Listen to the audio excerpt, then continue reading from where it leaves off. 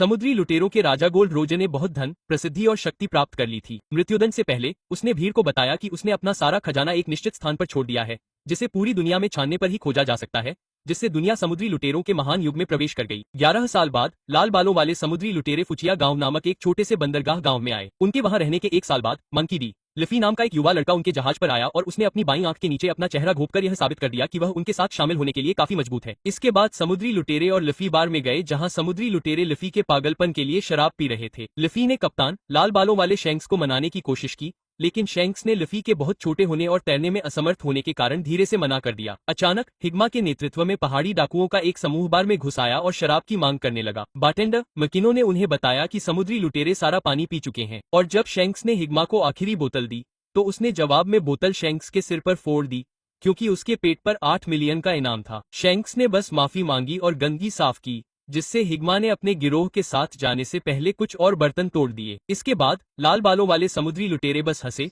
लेकिन लफी शैंक्स पर खुद के लिए खड़े न होने के लिए नाराज था। वह बार से बाहर निकल गया और शैंक्स ने उसे रोकने के लिए उसका हाथ पकड़ने की कोशिश की, लेकिन उसके आश्चर्य के लिए लफी चलता रहा और उसका हाथ रबर की तरह फैल गया। लाल बालों वाले समुद्री लुटेरों को तब एहसास हुआ कि उन्होंने जो शैतानी फल चुराया था, गोमाई अब उसके सीने में नहीं था, और लफी ने पुष्टि की कि उसने उसे मिठाई के रूप में खाया था। शैंक्स ने खुलासा किया कि शैतानी फल खाने के कारण लफी का शरीर अब रबर का हो गया है और वह जीवन भर तैर नहीं पाएगा। कुछ समय बाद लाल बालों वाले समुद्री डाकू एक और यात्रा पर चले गए और लफी अपने नए रबर शरीर के साथ मस्ती करने लगा। हालांकि एक दिन वह मकिनो के बार में बैठा था जब हिग्मा का गिरोह वापस आया और शराब की मांग की। इसके तुरंत बाद मकिनो ने मेयर वूप स्लैप को सूचित किया कि लफी को डाकुओं ने उनके साथ लड़ाई करने के बाद अगवा कर लिया है। हिग्मा ने शुरू में लफी को उसके अजीब शरीर के कारण सकस में बेचने की योजना बनाई, लेकिन फिर उसे गुस्सा दिलाने के लिए उसे मारने का फैसला किया। हालांकि शैंक्स और लाल बालों वाले समुद्री डाकू फिर से लौटे, और जब एक डाकू ने शैंक्स पर अपनी बंदूक तान दी तो समुद्री डाकू लकी रू ने उसे गोली मार दी। शैंक्स ने कहा कि वह अपने प्रति अपमान सह सकता है, लेकिन अपने दोस्तों को नुकसान पहुंचाने वाले को माफ नहीं करेगा। उसके पहले साथी बेन बेकमैन ने अकेले ही डाकू पर काबू पा लिया।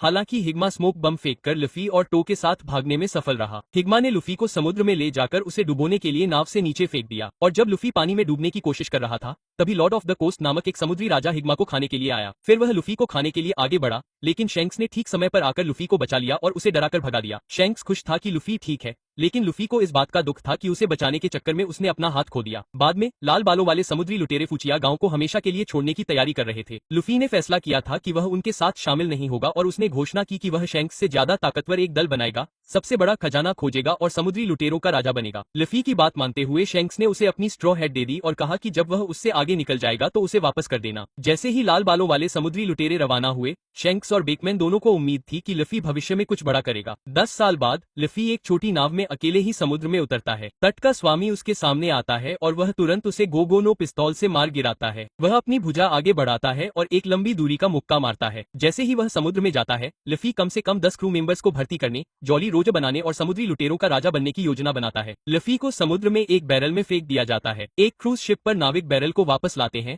लेकिन पास में ही अलविदा के नेतृत्व में एक समुद्री लुटेरे जहाज पर तोप से हमला कर देते हैं। बैरल लुढ़क कर रसोई में चला जाता है। क्रूज शिप के पाल नष्ट हो जाने के बाद अलविदा के लुटेरे जहाज पर चढ़कर उसका सामान लूट लेते हैं। अलविदा अपने एक नौकर कोबे को भी जहाज पर चढ़ने के लिए मजबूर करती है। इस बीच एक लड़की मौके का फायदा उठाकर अलविदा के जहाज पर चढ़कर उसका खजाना चुरा लेती है। कोबे और दूसरे लुटेरे रसोई में बैरल देखते हैं और अंदर लफी को सोते हुए पाते हैं। लफी के शत्रु समुद्री लुटेरों को हराने के बाद वह कोबे के साथ पेंट्री में रखा खाना खाने जाता है। लफी बताता है कि वह समुद्री लुटेरों का काम शुरू करने के लिए निकला था, लेकिन उसकी नाव एक भंवर में फंस गई और वह समुद्र में एक बैरल में फंस गया। कोबे बताता है कि वह एक नाव पर सवार था, लेकिन अलविदा के लुटेरों ने उसका अपहरण कर लिया और उसे एक नौकर बनने के लिए मजबूर किया। वह किसी दिन अलविदा के लुटेरों से बचकर मरीन में शामिल होने की अपनी इच्छा के बारे में बताता है। अलविदा को लफी की मौजूदगी के बारे में पता चलता है और उसे शक होता है कि वह एक इनामी शिकारी हो सकता है। वह पेंट्री में उसका और कोबे का सामना करती है। इससे जहाज पर युद्ध छिड़ जाता है, लेकिन लफी समुद्री लुटेरों को हरा देता है। हालांकि अलविदा के पास एक बड़ा नुकीला डंडा है,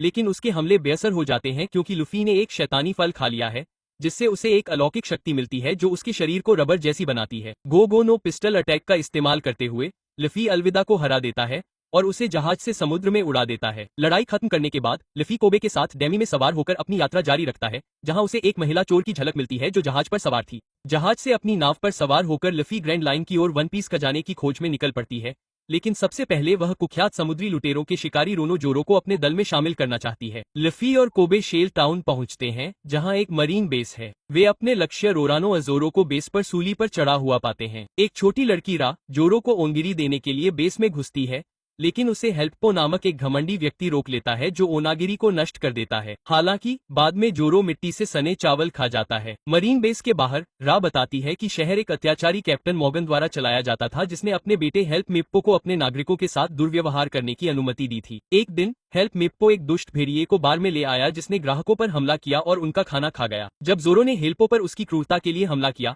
तो हेल्मेओ ने बार में सभी ग्राहकों को मारने की धमकी दी अगर जोरो ने खुद को मरीन के हवाले नहीं किया, जहां उसे 1 महीने के लिए सूली पर चढ़ाया जाएगा। बाद में हेल्पो ने खुलासा किया कि उसने जोरो को मारने का इरादा किया था, जो उसके साथ किए गए समझौते का उल्लंघन था। लफी उसकी बेईमानी के लिए उस पर हमला करता है, फिर जोरो के जब्त किए गए कटाना को खोजने के लिए मरीन बेस की ओर जाता है। जैसे ही मॉर्गन अपने आदमियों को बेस की छत पर अपनी एक बड़ी मूर्ति बनाने का आदेश देता है, लफी खुद छत की ओर जाता है।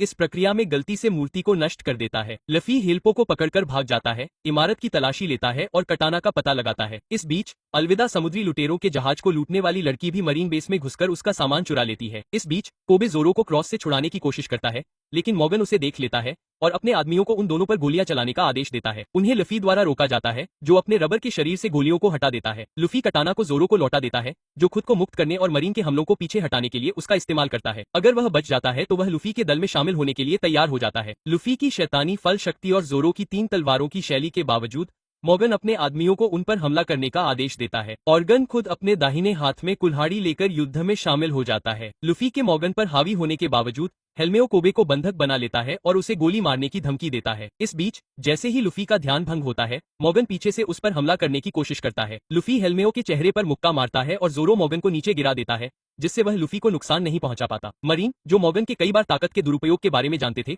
युद्ध जारी न रखने का फैसला करते हैं। इसके बजाय अपने ही कप्तान को बेइज्जत करके नौकरी से निकाल देते हैं और गिरफ्तार कर लेते हैं। अल्फी, जोरो और कोबे अपनी जीत का जश्न मनाने के लिए एक रेस्टोरेंट में जाते हैं। कोबे बताते हैं कि दुनिया कैसे बटी हुई है। दुनिया को पश्चिम और पूर्व में एक महाद्वीप द्वारा विभाजित किया गया है, जिसे रेड लाइन कहा जाता है, और ग्रैंड लाइन रेड लाइन के लंबवत एक रैखिक समुद्र है। प्रसिद्ध समुद्री डाकू गोल्ड रोजर ने दावा किया कि उसने ग्रैंड लाइन के बिल्कुल आखिर में अपना खजाना छुपाया है। मॉर्गन के नए बेस कमांडर के रूप में सफल मरीन रिपर लफी का सामना करता है। वह कोबे के अनुरोध पर मरीन में शामिल होने के लिए सहमत हो जाता है। हालांकि लुफी और जोरो के समुद्री लुटेरों के रूप में दर्जा होने के कारण वह उन दोनों को शहर छोड़ने का आदेश देता है, केवल आभार के तौर पर मुख्यालय को सूचित नहीं करने का वादा करता है। लफी और जोरो सहमत हो जाते हैं और वे दोनों अपनी यात्रा जारी रखते हैं। इस बीच एक लड़की ग्रैंड लाइन के नक्शे के लिए मरीन बेस की खोज करती है। उसे पता चलता है कि नक्शा एक अन्य समुद्री डाकू बगी द्वारा चुराया गया था। वह बगी का सामना करने और उसका नक्शा प्राप्त करने के लिए रवाना होती है। समुद्र में चोर लड़की की नाव 3 बगी लुटेरों को मिल जाती है। एक हताश फंसी हुई महिला होने का नाटक करते हुए वह समुद्री लुटेरों को खजाने का वादा करके अपनी नाव पर ले जाती है। हालांकि वह चुपके से समुद्री लुटेरों की छोटी नाव में चढ़ जाती है और उन्हें बताए बिना उनसे दूर चली जाती है। जिस नाव पर समुद्री लुटेरे सवार हैं, वह एक तूफान में डूब जाती है। इस बीच लफी और जोरो अपने अगले गंतव्य की ओर बढ़ते हैं, लेकिन नाव के हिलने से लफी अपनी खास स्ट्रॉ हैट खो देता है। जोरो उसे टोपी वापस दिला देता है और लफी को उसके महत्व के बारे में बताता है। बचपन में लफी की दोस्ती उसके गांव में रहने वाले एक समुद्री लुटेरे कप्तान शैंक्स से हो जाती है। जब लफी और लाल बालों वाले समुद्री लुटेरे एक बार में थे, तो लफी ने अनजाने में गोमू नोमी खा लिया, जो शैंक्स ने अपनी यात्रा के दौरान एक शैतानी फल प्राप्त किया था। फल खाने के बाद लफी के शरीर में तुरंत रबर जैसे गुण आ गए, लेकिन वह हमेशा के लिए तैरने की क्षमता खो चुका था। हालांकि लफी को हिग्मा और उसके पहाड़ी डाकुओं के समूह ने आतंकित और धमकाया। हालांकि शैंक्स और उसके समुद्री लुटेरे उसकी मदद के लिए आते हैं, लेकिन हिग्मा लफी का अपहरण करके भाग जाता है। हिग्मा एक छोटी नाव पर सवार होकर समुद्र में गया और लफी को डूबने के लिए समुद्र में फेंक दिया। हालांकि एक मांसाहारी समुद्री राक्षस समुद्र का राजा प्रकट हुआ और हिग्मा होल को खा गया और लफी को निशाना बनाने की धमकी दी। शैंक्स ने लफी को बचा लिया, लेकिन इस प्रक्रिया में उसने अपना बायां हाथ खो दिया। अंततः लाल बालों वाले समुद्री डाकू फुशिया गांव से निकल गए और ग्रैंड लाइन की ओर रवाना हो गए। जाने से ठीक पहले शैंक्स ने लफी को उसकी रक्षा के लिए अपनी स्ट्रॉ टोपी सौंप दी। वर्षों तक लफी ने अपनी टोपी को अपने आदर्श की याद दिलाने के लिए संजोया। वर्तमान समय में लफी को एक पक्षी द्वारा अपहरण कर लिया जाता है और उड़ जाता है। बगी समुद्री डाकू जो समुद्र में फंसे हुए थे, जोरो की नाव को खोजते हैं, उस पर चढ़ते हैं और उसे हाईजैक करने का प्रयास करते हैं, लेकिन वह उन्हें तुरंत हरा देता है। बगी समुद्री डाकू बताते हैं कि बगी एक डरावना समुद्री डाकू है जिसके पास अपनी शैतानी फल वाली क्षमता है। इस बीच तोप से गोली लगने के बाद चिड़िया लफी को छोड़ देती है, जिससे लफी बगी के इलाके में आ जाता है। वह पहली बार महिला चोर से मिलता है जिसने नक्शा चुराया था और बगी के समुद्री लुटेरों द्वारा उसका पीछा किया जा रहा था। लड़की खुद को नामी के रूप में पेश करती है जो समुद्री लुटेरों को निशाना बनाकर चोरी करती है। बगी के लुटेरों से बचने के लिए लफी के साथ सहयोग करने के बाद वे एक रेस्तरां में शरण लेते हैं जहां नामी एक अज्ञात कारण के लिए 100 मिलियन जामुन इकट्ठा करने का अपना लक्ष्य बताती है। फिर वह आगे बढ़ती है और अपने नेविगेशन कौशल का खुलासा करती है। नामी लफी को धोखा देती है, उसे बांधती है और सद्भावना के संकेत के रूप में उसे बगी के लुटेरों को सौंप देती है। बगी स्वीकार कर लेता है, लफी को एक पिंजरे में बंद कर देता है और एक बगी बॉल, एक शक्तिशाली विस्फोटक तोप का गोला तैयार करता है। बगी के समुद्री लुटेरे दूर तक तोप दागते हैं जिससे घरों की एक पूरी कतार नष्ट हो जाती है। जोरो, जो अभी अभी शहर में आया है, विस्फोट को देखता है। बगी ने नामी को लफी पर बगी बॉल फायर करने का आदेश दिया लेकिन उसने ऐसा करने से इनकार कर दिया। एक और समुद्री डाकू उसके लिए तोप का फ्यूज जलाता है लेकिन नामी अपने नंगे हाथों से फ्यूज बुझा देती है और खुद जल जाती है। बगी ने अपने समुद्री लुटेरों को उस पर हमला करने का आदेश दिया। जोरो उसकी मदद के लिए आता है और बगी पर हमला करता है, उसके हाथ और पैर काट देता है। हालांकि बगी का कटा हुआ हाथ जोरो को पीछे से वार करता है, फिर खुद को बगी की बांह से जोड़ लेता है। वह बताता है कि उसने बाबरा नोई खा लिया है जिससे वह खुद को टुकड़ों में बांट सकता है, उन्हें नियंत्रित कर सकता है और उन्हें फिर से जोड़ सकता है। इसके बावजूद जोरो तोप के पास जाता है, उसे बगी के लुटेरों पर निशाना साधने के लिए फिर से ठीक करता है और नामी को फ्यूज को फिर से जलाने देता है जिससे तोप फायर हो जाती है। बगी के लुटेरों से बचने के बाद घायल जोरो लफी के पिंजरे को खींचकर एक स्थानीय पालतू भोजन की दुकान पर ले जाता है। मेयर आता है और जोरो को उसके घावों को ठीक करने के लिए अपने घर ले जाता है। इस बीच लफी दुकान की रक्षा करने वाले कुत्ते चुशू से बात करता है। मेयर बताते हैं कि चाओ के मालिक की बीमारी से मौत हो गई है, इसलिए वह मृतक मालिक की दुकान को यादगार के तौर पर बचाना जारी रखता है। हालांकि नामी लफी के पिंजरे की चाबी लेकर आता है लेकिन चासू पिंजरा खोलने से पहले ही चाबी खा जाता है। बगी अपने पहले साथी मोजी को जोरो को खोजने और खत्म करने के लिए भेजता है। अपने शेर रिची पर सवार होकर वह देखता है कि लफी अभी भी पिंजरे में फंसा हुआ है। मोजी रिची को लफी पर हमला करने का आदेश देता है,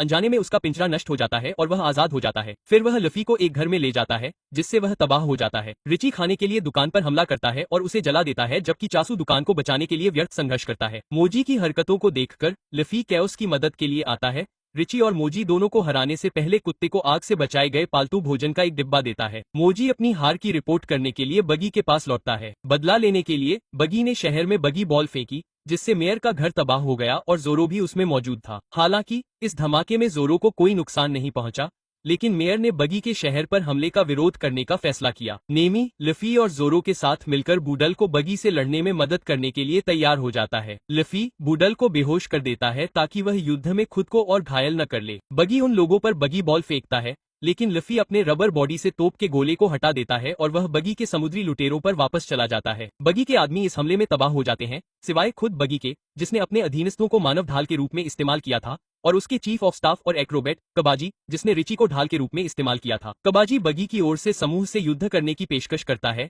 और जोरो उससे आमने सामने द्वंद्व करने का फैसला करता है। युद्ध की शुरुआत में कबाजी ने जोरो पर वार करने के लिए गंदी चालें चली। उसने जोरो पर हमला करने के लिए अपनी एक साइकिल पर भी हमला किया। जोरो ने अपनी ओनेगिरी तकनीक का इस्तेमाल किया और कबाजी के सीने पर वार कर दिया। कबाजी अपनी एक साइकिल से गिर गया और जोरो जमीन पर सो गया। अब सिर्फ लफी और बगी ही युद्ध में बचे थे। कबाजी और जोरो के युद्ध के दौरान नामी ग्रुप से अलग हो गई और पब में घुस गई। उसने एक गश्ती दल के गार्ड को मार गिराया और उसकी चाबी से खजाने का संदूक खोला। अंदर ग्रैंड लाइन का नक्शा था। बगी ने खुद को बचाने के लिए अपने शरीर के अंगों को अलग कर लिया।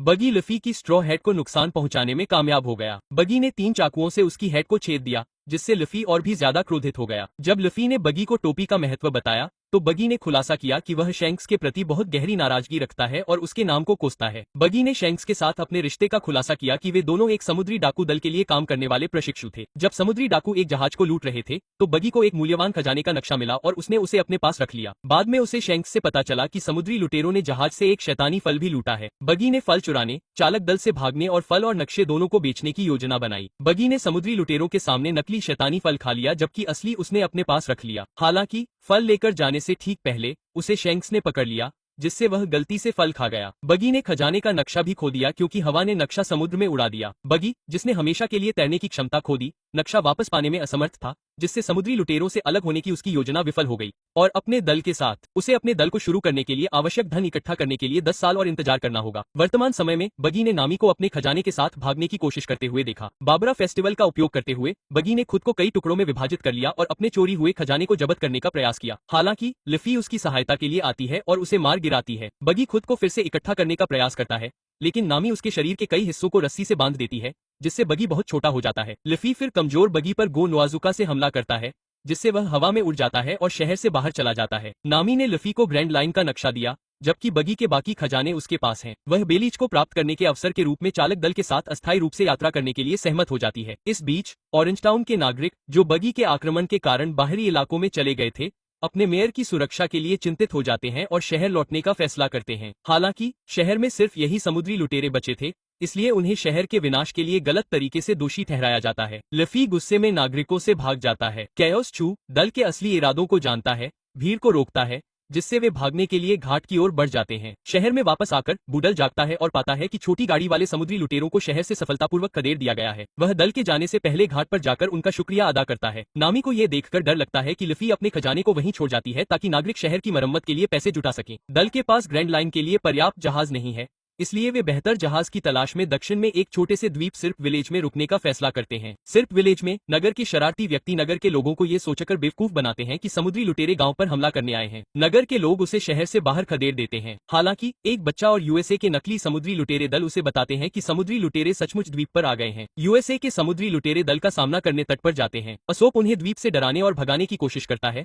लेकिन सभी कोशिशें नाकाम हो जाती हैं क्योंकि लफी अपने हर पीएस को पहचान लेता है। लफी को पता चलता है कि यूसुफ शेंक के क्रू में से एक यासोप का बेटा है। खाने के लिए एक स्थानीय रेस्टोरेंट में रुकने के बाद वे पहाड़ी की चोटी पर स्थित एक बड़ी हवेली में जाने का फैसला करते हैं ताकि उसके मालिकों से आर्थिक मदद मांगी जा सके। हवेली की मालकिन काया को उसके माता पिता की मृत्यु के बाद उसके बटलर क्लावाडोर द्वारा संरक्षित किया जा रहा है। उसोप उसे खुश करने वाला एकमात्र व्यक्ति था, फिर भी क्लावाडोर उसे एक अपराधी के रूप में उसकी प्रतिष्ठा के कारण हवेली में प्रवेश करने से रोकता है। फिर भी असोप हवेली में घुस जाता है और का से बात करता है। क्रू उसका पीछा करते हुए हवेली में घुस जाता है, लेकिन क्लावाडोर उन्हें अतिक्रमण के लिए डांटता है। शहर के बाहरी इलाके में एक अजीबोगरीब आदमी सड़क पर मूनवॉक करते हुए दिखाई देता है। क्लावाडोर क्रू का सामना करता है और उनके जहाज के अनुरोध को अस्वीकार कर देता है।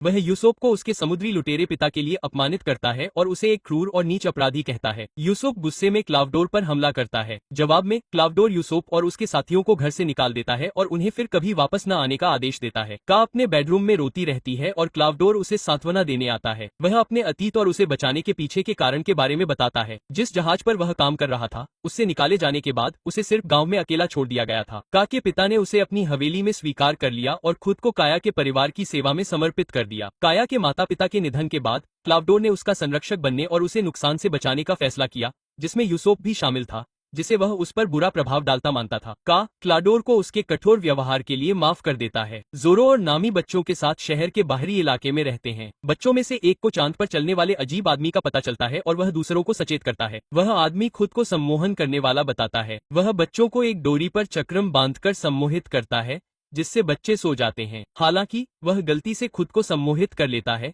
जिससे वह भी सो जाता है। ओसापी और लफी एक चट्टान पर बैठे हैं जहां वे यूसुफ के पिता यासोप के बारे में बात करते हैं। हालांकि वे पाते हैं कि क्लावाडोर, जो चट्टान के नीचे सम्मोहन करने वाले जेंगो से निजी तौर पर मिल रहा है। उन्हें यह जानकर हैरानी होती है कि क्लावाडोर वास्तव में ब्लैक कैट पायरेट्स का कैप्टन कुरो है। कुरो और जेंगो काया की संपत्ति को विरासत में पाने के लिए उसकी हत्या करना चाहते थे, क्योंकि जेंगो काया को सम्मोहित करके उसकी वसीयत बदल सकता था। वे बताते हैं कि कुरो ने मरीन के पीछा से बचने के लिए अपने हमशक्ल को मरीन के पास मौत के घाट उतार दिया। जेंगो बताता है कि ब्लैक कैट पायरेट्स का जहाज द्वीप पर तैनात है, जो गांव पर हमला करने के लिए तैयार है। कुरो और जेंगो देखते हैं कि लफी और उसोप उनकी बातचीत सुन रहे हैं। जेंगो लफी को सम्मोहित कर देता है और वो चट्टान से नीचे गिर जाता है। वो यूसुफ का पीछा न करने का फैसला करते हैं क्योंकि उन्हें पता है कि अगर वो कुछ कहेगा तो शहर के लोग उस पर यकीन नहीं करेंगे। उसोप गांव की तरफ भाग जाता है। नमी और जोरो लफी को खोजने के लिए चट्टान की तरफ बढ़ते हैं। वो लफी को चट्टान के नीचे पाते हैं और उसे जगाने के लिए चट्टान के नीचे जाते हैं। लफी उन्हें क्लॉडर के बुरे इरादों के बारे में बताता है। उसोप गाँव में दूसरों को आने वाले हमले के बारे में सचेत करने के लिए जाता है, लेकिन शहर के लोग उस पर यकीन करने से इनकार कर देते हैं। वो क्लॉडर पर ज्यादा भरोसा करते हैं। शहर के लोग उसोप को शहर से बाहर निकाल देते हैं। एसोप फिरका की हवेली में जाता है और उसे खतरे के बारे में बताता है, लेकिन वो भी उस पर यकीन नहीं करती। यकीन करो,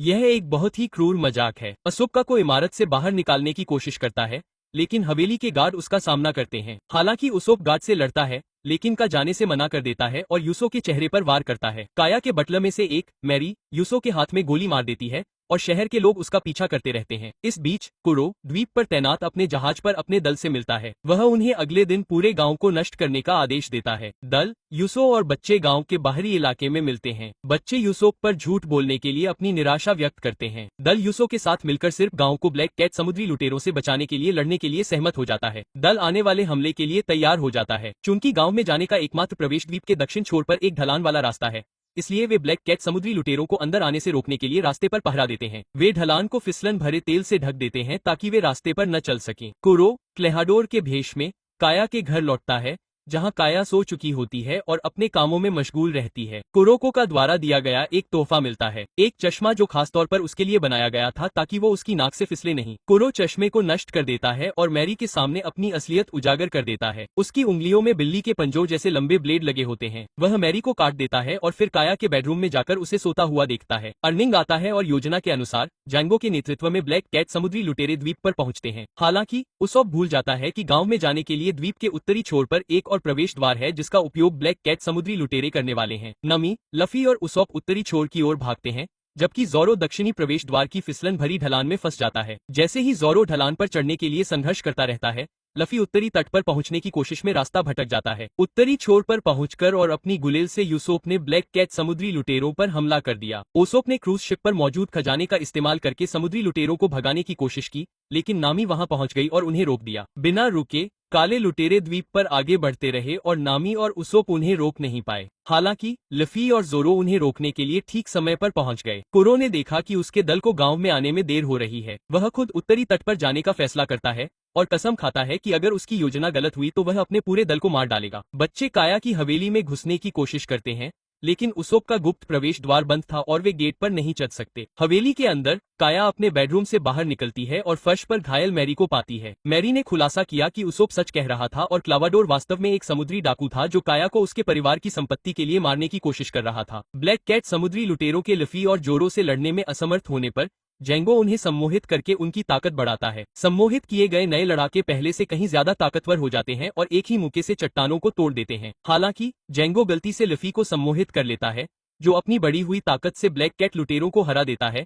फिर ब्लैक कैट लुटेरों के जहाज का धनुष फाड़ देता है। जैंगो लफी को सम्मोहित करके सो जाता है और लफी गिर जाता है, लेकिन धनुष भी गिर जाता है और दुश्मन लुटेरों को कुचल देता है। चालक दल के बचाव में सेंध लगाने की आखिरी कोशिश के तौर पर जैंगो नियाबन भाइयों शाम और बुच्ची को बुलाता है, जो जहाज पर नजर रख रहे थे। हालांकि न्याबन भाई शुरू में कमजोर और काया दिखते हैं, लेकिन वे इसका इस्तेमाल जोरो को चौंका देने के लिए करते हैं। शाम जोरो की 2 कटानियां छीन लेता है और उसे खुद का बचाव करने के लिए एक तलवार का सहारा लेना पड़ता है। ओसुप उन पर गुलेल से वार करने की कोशिश करता है, लेकिन चूक जाता है और जोरो को लग जाता है और न्याबन भाई उसकी छाती पर वार कर देते हैं। नामी जोरो के कटाना को वापस लाने की कोशिश करती है, लेकिन जैंगो उसे रोक लेता है और अपने चक्रुम से उसके कंधे पर वार करता है। ब्लैक कैट पायरेट्स के लिए यह बहुत डरावना है जब कुरो तट पर पहुंचता है और वह अपने अभियान में मिली असफलताओं से निराश हो जाता है। जैंगो और बाकी ब्लैक कैट पायरेट्स उससे डर जाते हैं, जिसमें शाम और बुच्ची भी शामिल हैं। उसे यकीन नहीं हो रहा है कि उसके पिछले दल को कुछ बच्चों ने रोक रखा है। वह जैंगो से इसका कारण पूछता है। जैंगो कुरो को याद दिलाता है कि उसने कहा था कि युग को जाने देने से कोई परेशानी नहीं होगी। कुरो ने कहा कि उसे पता था कि उसो ब्लैक कैट पायरेट्स को सिर्फ गांव पर हमला करने से रोकने की कोशिश करेगा, क्योंकि कोई भी उस पर यकीन नहीं करेगा। लेकिन एक बात जिस पर उसने गौर नहीं किया था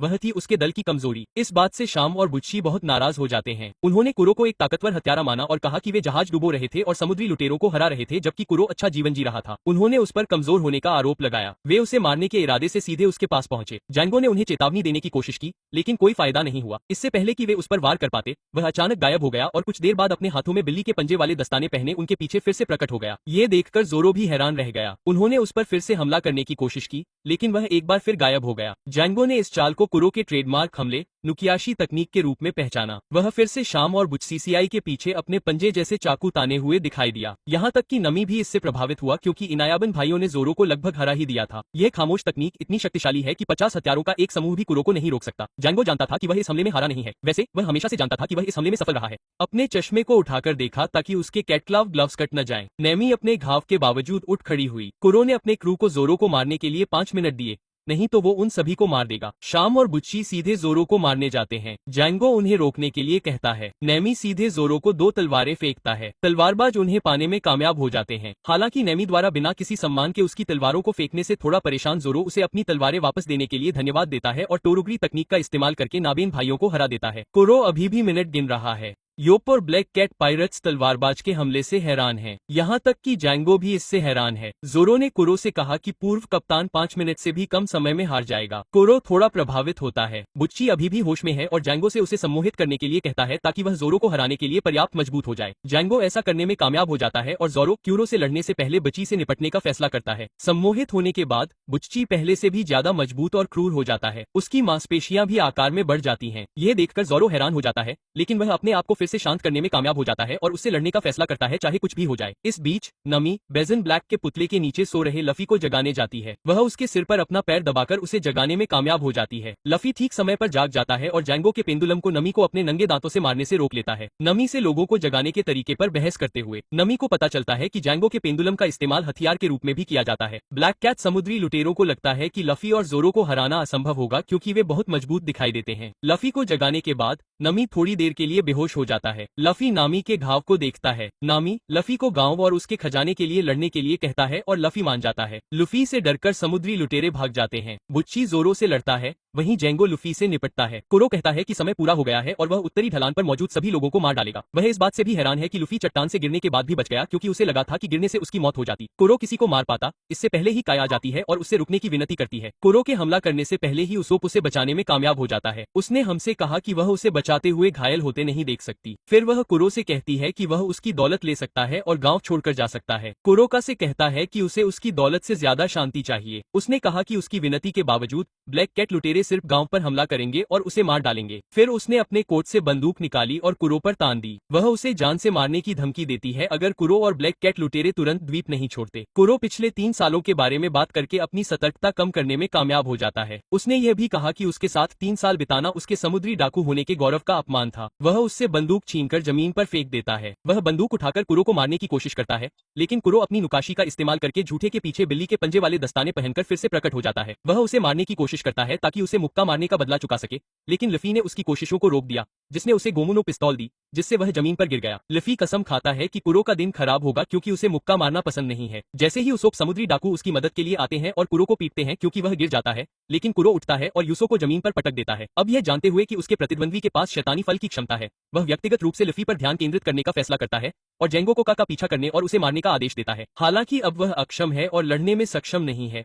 आप बच्चों को की रक्षा करने का आदेश देते हैं क्योंकि वह जैंगो के पीछा से बचती है। जोरो लफी की मदद करने की कोशिश करता है, लेकिन बुच्ची उसे रोक देता है। बुच्ची अपने शक्तिशाली हमलों से युद्ध के मैदान को तबाह कर देता है, लेकिन जोरो अपनी 3 तलवारों से उसे मार गिराता है। कुरो यूसोप की कमजोरी और बहादुर योद्धा बनने के दृढ़ संकल्प का मजाक उड़ाता है और उसके साथी भी उसका मजाक उड़ाते हैं। हालांकि लुफी एक पत्थर से चालक दल के सदस्यों पर हमला करता है। लुफी की अनुमति से जोरो काया को जैंगो से बचाने के लिए युद्ध के मैदान से बाहर चला जाता है। लुफी कुरो के खिलाफ अपनी लड़ाई जारी रखता है, लेकिन कुरो अपनी नुकीशी तकनीक का उपयोग करके लफी के हर हमले से बच जाता है। हालांकि उसके साथी उसे अपने कप्तान के रूप में जयकार करते हैं, कुरो इस उपाधि का खंडन करता है और अपने इरादों को स्पष्ट करता है कि वह अब समुद्री डाकू कप्तान नहीं रहेगा। जब वह समुद्र में था, कुरो को लगातार समुद्री पीछा से भागने में थकान हो गई थी, इसलिए उसने एक योजना को अंजाम देने का फैसला किया। जब उसके जहाज पर एक समुद्री जहाज ने हमला किया तो कुरो जहाज में घुस गया और उसमें सवार सभी नौसैनिकों को मार डाला, सिवाय एक सैनिक के। जैंगो ने सैनिक और कुरो के एक आदमी को सम्मोहित कर दिया जो उससे मिलता जुलता था। सम्मोहन के तहत चालक दल के सदस्य ने खुद को कुरो माना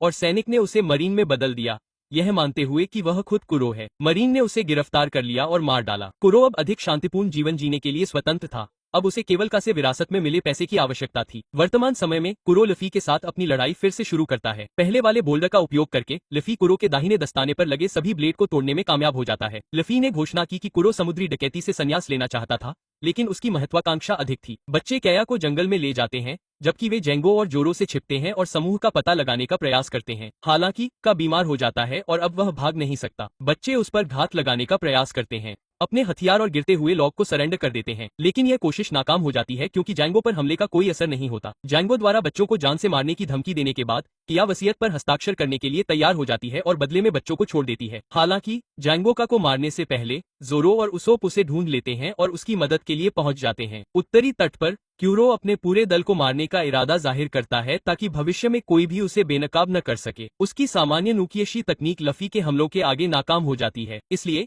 वह अपनी शाकुशी तकनीक का इस्तेमाल करता है, एक अंधाधुंध हमला जिसमें वह सभी वस्तुओं और लोगों को इतनी तेज गति से काटता है कि वह अपने विरोधियों के लिए पूरी तरह से अदृश्य हो जाता है। हालांकि लफी उसका एकमात्र प्रतिद्वंद्वी था, लेकिन हमले में उसके अपने दल के सदस्य घायल हो जाते हैं और वे गंभीर रूप से घायल हो जाते हैं। लफी हमलों से घायल हो जाता है क्योंकि वह क्यूरो की क्षमता का प्रभावी ढंग से मुकाबला करने के लिए संघर्ष कर रहा होता है। कुरो एक बार फिर लफी पर शिकुशी का इस्तेमाल करने की कोशिश करता है, लेकिन इस बार लफी उसे रोकने के लिए अपने रबर बॉडी का इस्तेमाल करता है और उसे हिलने से रोकता है। अपनी गर्दन पीछे की ओर खींचकर वह गोमू नो केन, एक शक्तिशाली हेडबट का इस्तेमाल करता है, जिससे कुरो बेहोश हो जाता है और उसके चश्मे नष्ट हो जाते हैं। लड़ाई समाप्त करते हुए लफी शेष ब्लैक कैट समुद्री लुटेरों को द्वीप छोड़ने का आदेश देता है और कुरो को अपने साथ ले जाता है। उसी समय जोरो और उसोप काको जैंगो से बचाने के लिए आते हैं। जोरो एक पेड़ की शाखा काटता है, जिससे उसोप के हिसातु कायाकु बोशी के लिए रास्ता साफ हो जाता है। एक गोली जैंगो के चेहरे पर फट जाती है और उसे हरा देती है। चूंकि वह गांव के हीरो के रूप में जाना नहीं चाहता था, इसलिए यूसो बच्चों से कहता है कि वे शहर के लोगों को उसके कामों के बारे में न बताएं। उनकी मदद के लिए क्रू को धन्यवाद देने के लिए क्रू से मिलने के बाद यूसो बच्चों से मिलता है और गांव छोड़कर असली समुद्री डाकू बनने की अपनी इच्छा के बारे में बताता है। यूसो क्रू को भंग कर देता है और प्रत्येक बच्चे को अपनी व्यक्तिगत महत्वाकांक्षाओं को पूरा करने के लिए कहता है। उनके साहस के लिए काया ने क्रू को गोइंग मैरी नामक एक बड़े आकार का जहाज गिफ्ट किया, जिसे मैरी ने डिजाइन किया था। जहाज को स्वीकार करते हुए क्रू रवाना होने की तैयारी करता है और उसोप को क्रू के नए स्थायी सदस्य के रूप में साथ ले जाने का फैसला करता है। का मैरी से तट पर मिलता है, जहां मैरी उसे यसोप के अतीत के बारे में बताती है। बचपन में उसोप के पिता यसोप शैंक्स के साथ समुद्री डाकू बनने के लिए रवाना हुए थे, अपने बेटे और पत्नी को पीछे छोड़कर। यसोप के जाने के तुरंत बाद उसोप की मां की बीमारी से मृत्यु हो गई। अब अकेला उसोप शहर का झूठा बन गया, उम्मीद कर रहा था कि उसके झूठ सच होंगे और उसके पिता एक दिन वापस आएंगे। वर्तमान समय में बच्चे यूसो की भूमिका निभाते हैं, जो आने वाले समुद्री लुटेरों के हमले का दावा करते हैं। समुद्र में लफी क्रू के प्रतिनिधित्व के लिए एक जॉली रोजर डिजाइन करता है। अपने कलात्मक कौशल से डिजाइन को परिष्कृत करने के बाद उसोप उसे पाल पर पेंट करता है। हालांकि नामी को दूर से दुर्लभ जानवरों का एक द्वीप दिखाई देता है, जिसके बारे में कहा जाता है कि इसमें पौराणिक खजाने हैं, लेकिन देवताओं द्वारा इसकी रक्षा की जाती है। चालक दल खजाने को लूटने के लिए द्वीप पर रुकने का फैसला करता है। हालांकि उनका सामना अजीब संकर जानवरों और एक अदृश्य व्यक्ति से होता है जो खुद को भगवान होने का दावा करता है। चालक दल के खिलाफ उसके अस्थायी जाल के विफल होने के बाद वह पीछे हटने का प्रयास करता है, लेकिन चालक दल उसे पकड़ लेता है। उन्हें पता चलता है कि वह आदमी 20 साल से एक डिब्बे में फंसा हुआ था। लफी जल्दी ही गॉन से दोस्ती कर लेता है, लेकिन उसे ग्रैंड लाइन में आने वाले भयावहता के बारे में चेतावनी दी जाती है। गॉन अपने अतीत के बारे में बताता है। पहले एक समुद्री डाकू जहाज पर एक लड़का था, वह भी खजाने की तलाश में द्वीप पर आया था, लेकिन 1 महीने की खोज के बाद भी उसके दल को कोई खजाना नहीं मिला और वे जाने के लिए तैयार हो गए। गॉन को आखिरकार एक पहाड़ की चोटी पर खजाना मिला, लेकिन वह पहाड़ से गिर गया और एक डिब्बे में फंस गया। उसे यह भी पता चला कि उसके चालक दल ने उसे पीछे छोड़कर पहले ही रवाना हो चुके थे। चालक दल खुद खजाने की तलाश करने का फैसला करता है। हालांकि जब लफी पहाड़ पर चढ़ता है तो उसे पता चलता है कि पहाड़ की चोटी पर रखे सभी 5 खजाने के डिब्बे खाली हैं। लफी गैमोन को अपने दल में शामिल करने का फैसला करता है। गिमोन ये कहते हुए मना कर देता है कि उसने द्वीप के मूल जानवरों से दोस्ती कर ली है। वह यह भी कहता है कि यह जानकर कि कोई खजाना नहीं है, उसे अपने जीवन में खुशी मिली और वह अपनी मर्जी से जी सकता था। गैमोन उनकी मदद के लिए उन्हें धन्यवाद देता है और दल अपने अगले गंतव्य की ओर निकल पड़ता है। लफी को जहाज पर तोप के गोले का एक डिब्बा मिलता है। वह और उसोप जहाज की तोपों से खेलने का फैसला करते हैं। ऐसा करते हुए जोरो झपकी लेता है और अपने बचपन के बारे में सपने देखता है। जोरो शिमात्सुकी गांव में एक डोजो अबुरी था जो स्थानीय डोजो को चुनौती देता था। हालांकि कुशिरो के डोजो को चुनौती देने के बाद उसे कुशियू लेस देन अज्ञात ग्रेटर देन की बेटी क्विना के हाथों हार का सामना करना पड़ा और वादे के अनुसार उसे डोजो में एक छात्र के रूप में शामिल होना पड़ा। अपने साथियों से कहीं ज्यादा कड़ी ट्रेनिंग लेने के बाद वह इतना मजबूत हो गया कि डोजो में बड़ों को हरा सकता था, लेकिन फिर भी वह क्विना को नहीं हरा सका। एक दिन जोरो ने क्विना को असली तलवारों से लड़ने के लिए ललकारा। क्विना ने जोरो को 2000वीं बार हराया। हालांकि उसे इस बात का दुख था कि वह कभी एक ताकतवर तलवारबाज नहीं बन पाएगी क्योंकि वह एक महिला है। जोरो और क्वीन ने एक दूसरे से वादा किया कि वे कड़ी ट्रेनिंग करेंगे और ताकतवर बनेंगे और उनमें से एक दुनिया का सबसे बड़ा तलवारबाज बनेगा।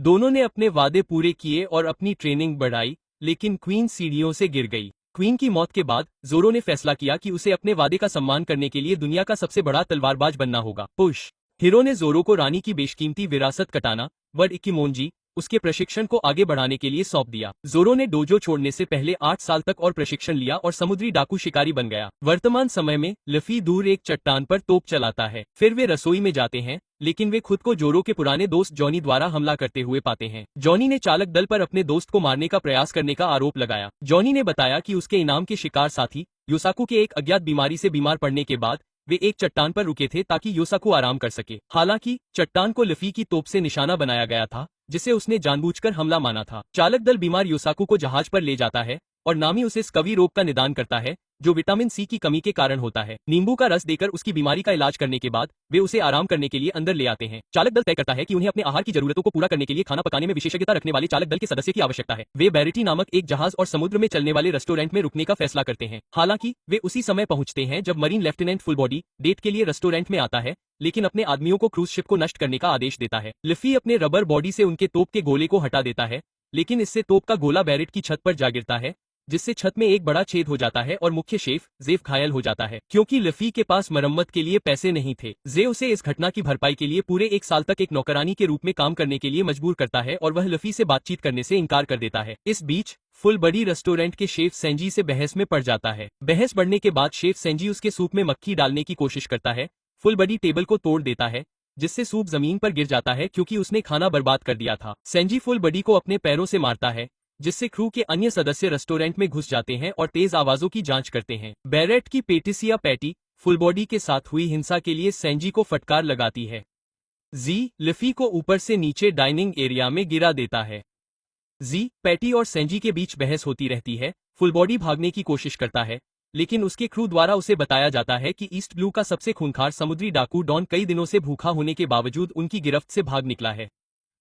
जेन रेस्टोरेंट में खाना मांगने आता है। पैटी उसे खाना देने से मना कर देती है क्योंकि जेन खाने का खर्चा नहीं उठा सकता। वह उसे जमीन पर पटक देती है और बाहर फेंक देती है। सेंजी जेन को सीफूड रिसाडो खिलाने का फैसला करता है, जिसे वह खुशी खुशी स्वीकार कर लेता है। ऊपर से देख रहा लफी सेंजी को अपने क्रू में बुलाता है, लेकिन सेंजी यह कहकर नकार देता है कि उसके पास बार में रुकने के कुछ कारण हैं। जेन लफी को ग्रैंड लाइन में मौजूद खतरों के बारे में आगाह करता है। जेन अपने जहाज पर अपने कप्तान के पास वापस चला जाता है। लफी और सेंजी काम पर लौटते हैं, जहां लफी नौकरानी का काम करता है, लेकिन उसकी अनाड़ीपन की वजह से रसोई बर्बाद हो जाती है। पैटी उसे वेटर बनने का आदेश देती है और उसे खाने के लिए खाने के कमरे में भेज देती है। जब लफी क्रूज टेबल पर होता है, सेंजी नेमी को गाना गाता है, जिससे जे को नफरत हो जाती है। इस बीच जेन अपने मुख्यालय लौट आती है। जेन के प्रति सेंजी की उदारता के बावजूद वे बैरिटी पर हमला करने की योजना बनाते हैं। सेंजी नेमी को फल मैसेडोनिया खिलाकर उसे रिझाने की कोशिश करता है, जिससे जे से उसकी बहस हो जाती है। हालांकि कोहरा आता है और ग्राहक बेड़े के आने की सूचना देते हैं। अपनी बदनामी के डर से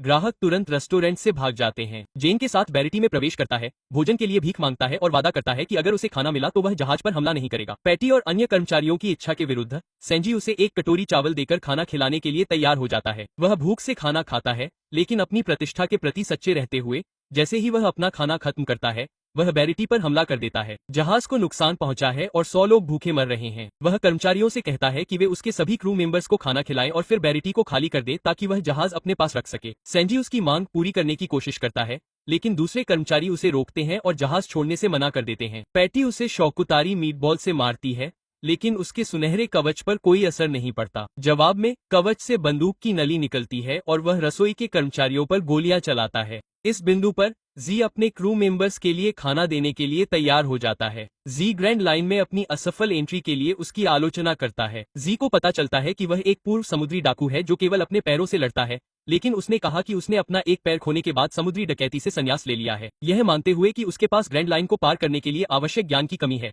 जी से लॉग बुक की मांग करता है ताकि वह वापस समुद्र में लौट सके। वह अपने क्रू को खाना देने के लिए अपने जहाज पर लौटता है और कर्मचारियों को चेतावनी देता है कि उसके लौटने से पहले जहाज खाली कर दें। जेन बैरिटी को धोखा देने की अपनी योजना से अनजान होकर उसकी ओर से माफी मांगता है। वह बताता है कि समुद्री लुटेरों की पूरी सेना को एक अकेले आदमी ने हरा दिया था, जिसे वे हॉकाई के नाम से जाना जाने वाला विश्व प्रसिद्ध योद्धा मानते थे। 50 जहाज और 5000 क्रू मेंबर। केवल 100 योद्धाओं वाला फ्लैगशिप हमले में बच गया, आंशिक रूप से एक तूफान के कारण जो उसे वापस ईस्ट ब्लू ले गया। क्रीड अपने लोगों को खाना देता है, जहां वह अपने इरादों के बारे में बताता है कि वह कब तक खत्म करना चाहता है। एग शिप बैरिटी को देखता है और ग्रैंड लाइन में वापस आ जाता है। वह इस फैसले का विरोध करने पर एक क्रू मेंबर को गोली मार देता है। हालांकि इससे पहले कि वे हमला शुरू कर पाते, जहाज एक ही वार में आधे में कट जाता है, जिससे पता चलता है कि हॉकाई समुद्री लुटेरों का पीछा बार तक कर चुका था। जहाज डूब जाता है और उसके क्रू मेंबर समुद्र में गिर जाते हैं। उन्हें जॉनी और योसाकू भी समुद्र में तैरते हुए मिलते हैं, जो बताते हैं कि नामी क्रू से अलग हो गई है और जहाज को अपने साथ ले गई है। योसाकू बताता है कि कैसे वह और जॉनी गोइंग मैरी को खो चुके हैं। जब उनकी पीठ उसकी ओर थी, नामी ने उन्हें दोनों को समुद्र में धकेल दिया, यह कहते हुए कि उसे काम संभालना है। वह क्रू को पीछे छोड़कर जहाज को भगा ले जाती है। जॉनी और योसाकू के समुद्र में गिरने के तुरंत बाद उन्होंने देखा कि समुद्री लुटेरों का फ्लैगशिप नष्ट हो गया है। जोरो उस आइसलैंड को ड्रैकल के रूप में पहचानता है। हॉक की नजर मिहोक पर पड़ती है, जिसके बारे में अफवाह है कि वह दुनिया का सबसे महान तलवारबाज है। मिहोक कहता है कि उसने केवल अपने मनोरंजन के लिए समुद्री लुटेरों पर हमला किया। जोरो तुरंत उसे द्वंद्व युद्ध के लिए चुनौती देता है, जिसे वह स्वीकार कर लेता है। हालांकि जोरो को अपने से कमजोर देखकर वह कोगाटाना का इस्तेमाल करता है। वे युद्ध शुरू करते हैं। 3 कटाना के बावजूद जोरो मिहोक पर एक भी वार नहीं कर पाता है, जो अपने कागाटाना से उसके हर वार को रोक देता है। आखिरकार वह जोरो को घायल करने में सफल हो जाता है और उसे सीने में छेद कर देता है। जोरो की दृढ़ इच्छाशक्ति को देखकर मिहोक जोरो के खिलाफ अपने मैडो योरू का इस्तेमाल करने के लिए तैयार हो जाता है। इस हथियार से मिहोक जोरो के 2 कटाना को नष्ट कर देता है।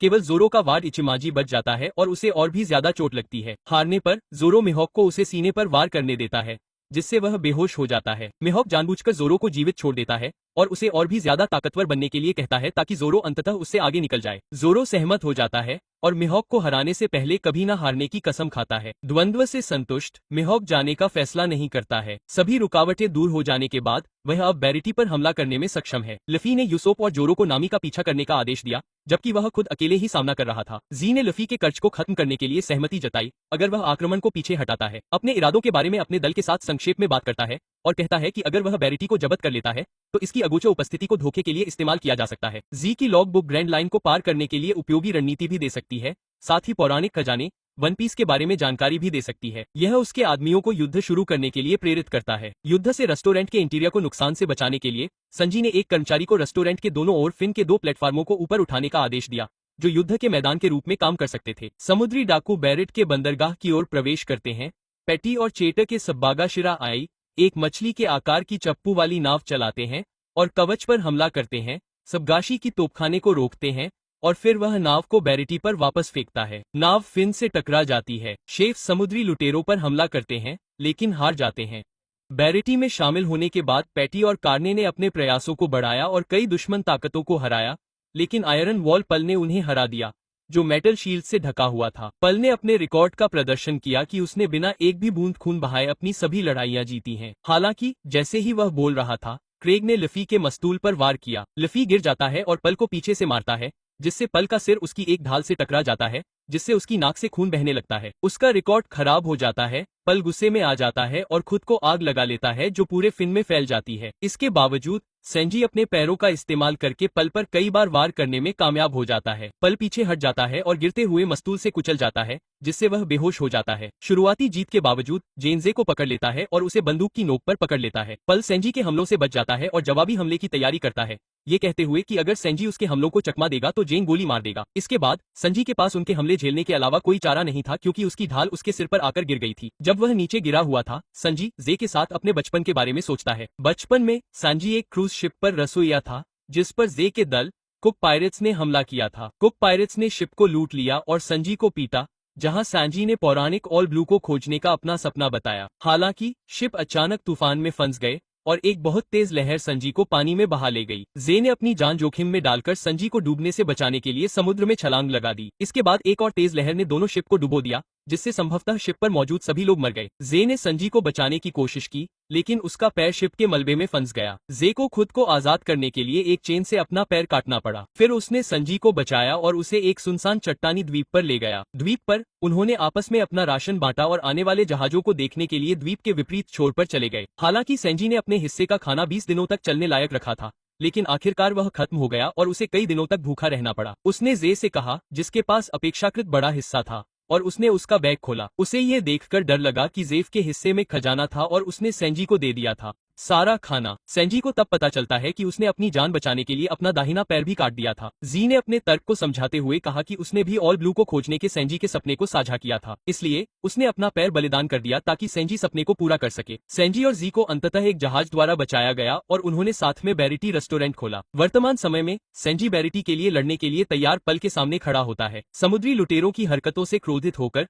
लफी गोमू नो होनो का उपयोग करता है, जिससे पूरे बंदरगाह की ओर फिन नष्ट हो जाता है। लफी बैरेट के फिन को नष्ट करने के बाद जेन को सैंजी को मारने का आदेश देता है। जेन हिचकिचाता है क्योंकि सैंजी उसके दल को खाना खिलाने वाला कर्मचारी था। पल खुद सैंजी को मारने की कोशिश करता है, लेकिन जेन उस पर हमला करता है, जो उसकी सामने की ढाल को नष्ट कर देता है और उसे बेहोश कर देता है। जेन उसकी उदारता के लिए धन्यवाद देने के लिए व्यक्तिगत रूप से सैंजी से लड़ने का फैसला करता है। लफी पर ध्यान केंद्रित करते हुए जेन, जिसे उसकी अत्यधिक क्रूरता के लिए मैन डेमन कहा जाता है, 2 वजन वाले टोनफा से लैस सैंजी के खिलाफ अपनी मैन डेमन रणनीति का उपयोग करता है। सैंजी ने शुरुआत में जेन को जमीन पर पटक दिया, लेकिन वह जल्दी ही संभल गया और क्रू ने सैंजी को बुरी तरह से पीटा और उसे गंभीर रूप से घायल कर दिया। हालांकि सैंजी को जमीन पर पटकने के बाद वह पश्चाताप और अपराधबोध के कारण उसे खत्म नहीं कर पाता। सैंजी की मेहमान नवाजी के कारण वह हमले को रोकने के लिए विनती करता है, लेकिन जेन को उसकी अवज्ञा के लिए फटकार लगाते हुए इस अनुरोध को अस्वीकार कर देता है। घातक जहरीली गैस बम MH5 को छोड़ने का फैसला करता है। पुरुष खुद को बचाने के लिए गैस मास्क पहनते हैं। शेफ पानी के नीचे गोता लगाते हैं और जी रेस्टोरेंट के अंदर वापस चला जाता है। लफी 2 समुद्री लुटेरों से मास्क उतारता है और उन्हें बचाने के लिए सैंजी और जेन को देता है। हालांकि बम के लॉन्च होने से पहले वह खुद के लिए मास्क नहीं ढूंढ पाता है। MH5 गैस से खुद को बचाने का कोई साधन नहीं रह जाता है। हालांकि जेन ने अपना मुखौटा लुफी को देने का फैसला किया, जिससे लुफी की जान बच गई, लेकिन खुद जहर पी लिया। जहर के असर से वह तुरंत पीड़ित हो जाता है, जिससे उसके शरीर में खून बहने लगता है। रेस्टोरेंट के कर्मचारी जेन की देखभाल करने के लिए दौड़ते हैं। लुफी लड़ाई करता है। वह बचाव में सेंध लगाता है और केंजिसन के नुकीले केप को भेदकर उसके चेहरे पर वार करता है। अपने अंतिम हथियार के रूप में वह अपने कवच के पुलड्रोन का उपयोग करके डेंसो बनाता है, एक भाला जो हर वार पर विस्फोट करता है। इससे निपटने के लिए लुफी डेंसो के भाले के सिर पर लगातार 5 बार वार करता है। हर बार विस्फोट में फंस जाता है, लेकिन अंततः भाले के सिर को नष्ट कर देता है। जेफ लुफी के दृढ़ संकल्प और बिना किसी हिचकिचाहट के प्रशंसा करता है। डेंसो को नुकसान पहुंचाने के बाद लुफी अपना हमला जारी रखता है। एक बिंदु पर क्रे एक मस्तूल पर चढ़ता है, जहां लुफी उस पर गोमू नोआजुका से वार करता है, जिससे उसका कवच टूट जाता है। हालांकि उसे रोकने की कोशिश की जाती है, लेकिन लफी दूसरे गोमू नोआजुका से हमला करता है, जिससे उसका कवच चकनाचूर हो जाता है। वह लफी को जाल में फंसाता है, जिससे दोनों समुद्र में गिर जाते हैं और लफी डूब जाता है।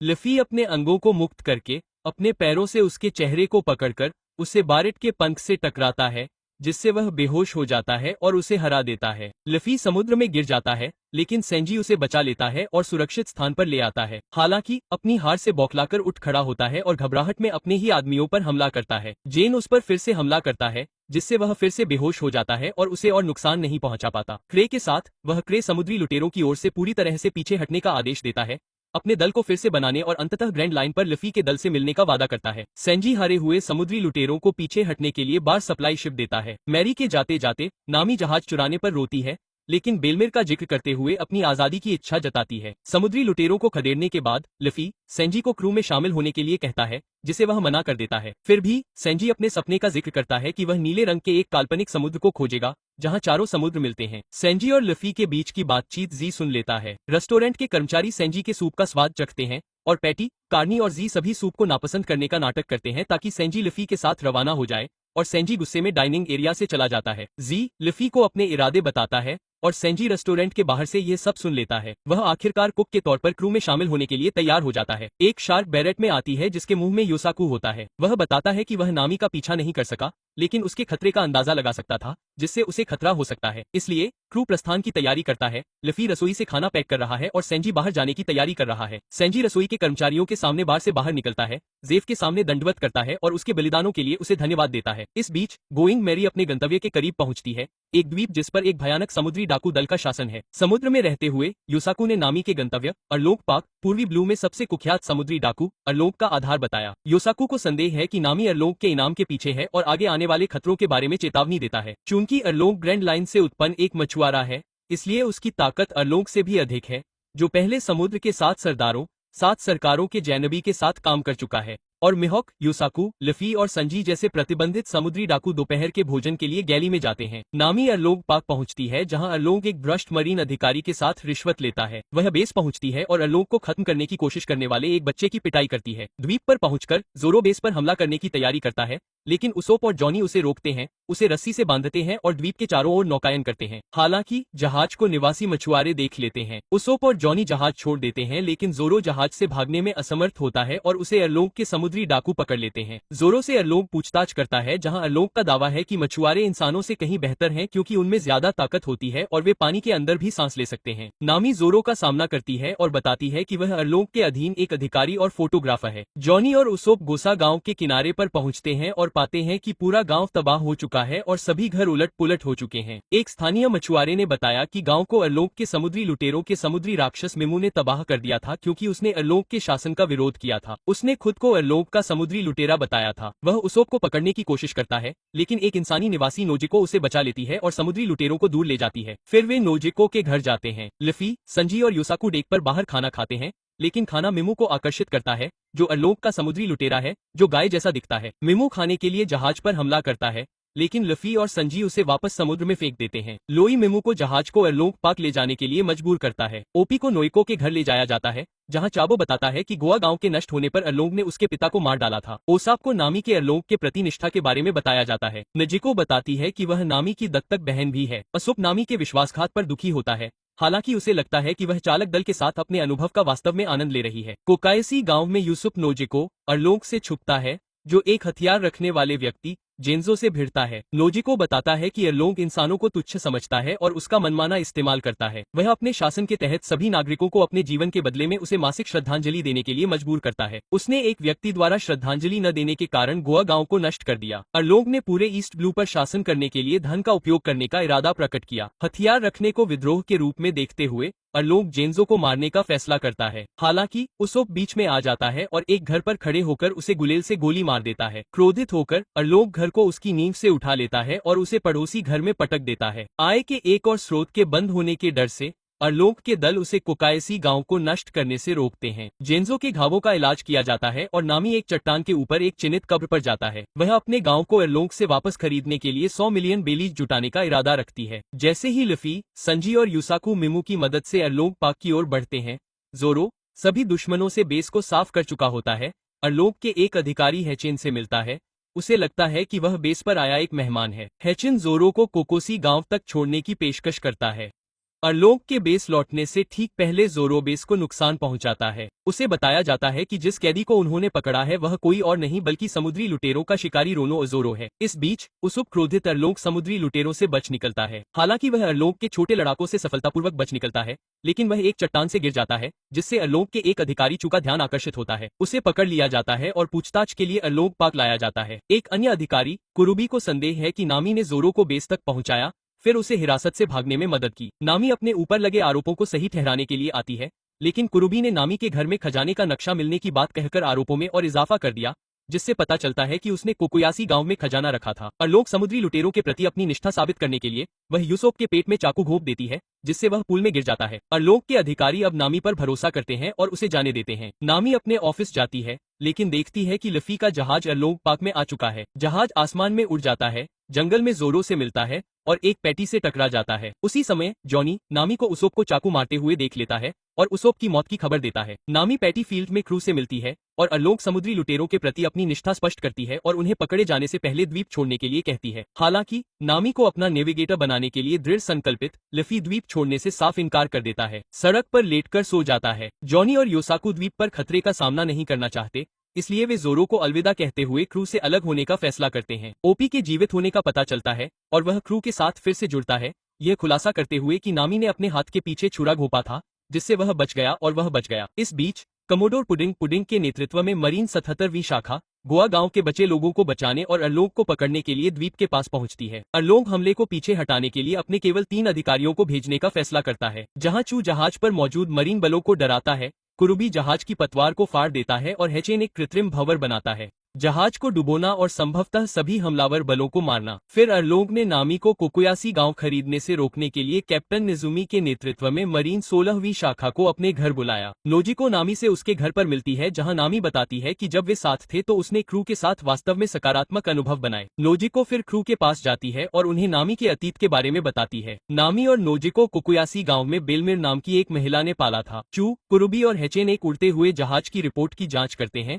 और पैटी फील्ड में जहाज का मलबा पाते हैं। वे लफी से मिलते हैं, उसे इलाके में टहलते हुए देखते हैं। इस बीच नोजिको क्रू के अन्य सदस्यों को नामी के अतीत के बारे में बताती है। दोनों कोकोयासी गांव के बाहरी इलाके में उनकी दत्तक मां बेलमिर ने पाला था, जो जीवित रहने के लिए मैन पर खेती करती थी। कम आय वाले परिवार होने के कारण नामी अक्सर अपने जुनून को पूरा करने के लिए एक स्थानीय किताबों की दुकान से किताबें चुराती थी। बेलमेर ने नोजिको और नामी को खाना खिलाया, जबकि खुद केवल मिकिन्स खाती थी और नामी को नोजिको से केवल पुराने कपड़े मिलते थे। अपने परिवार के पास पैसे की कमी से नाराज होकर वह अपने घर से भाग गई और जेन्जो लेस देन अज्ञात ग्रेटर देन के कार्यालय में शरण ली। जेन्जो ने नामी को बताया कि उसे कैसे गोद लिया गया था। उसने बताया कि बेलमेर एक मरीन के रूप में विदेश यात्रा पर गई थी, जहां उसकी मुलाकात नोजिको और शिशु नामी से हुई थी। उसने दोनों को कोकोयासी गांव वापस लाने, उन्हें गोद लेने और अपने बच्चों की तरह पालने का फैसला किया। उसी समय नोजिको वहां पहुंची, नामी से मिली और दोनों रात के खाने के लिए बेलमेर के घर वापस चले गए। हालांकि कोकोयासी गांव पर अरलोंग समुद्री लुटेरों ने हमला कर दिया। अरलोंग ने गांव सहित पूरे द्वीप को अपना क्षेत्र घोषित कर दिया और सभी नागरिकों को अपने जीवन के बदले में उसे मासिक श्रद्धांजलि देनी होगी। अंततः उन्हें बाहरी इलाके से धुआं उठता हुआ दिखाई दिया,